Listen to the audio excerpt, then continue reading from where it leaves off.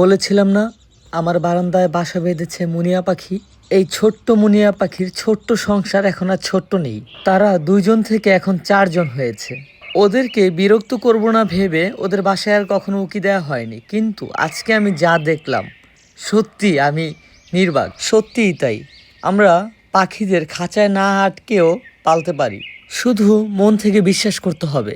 এই প্রকৃতি, এই পাখি, এই আকাশ, এই সবুজ সব আমার। দেখুন না, আমার বারান্দাটা যদি একটি খাঁচা হয়, আমার খাঁচায় কত পাখি, ওরা ওদের সংসার পেতে বসেছে। জোর করে, বাধ্য করে, আটকিয়ে কাছে তো রাখাই যায়।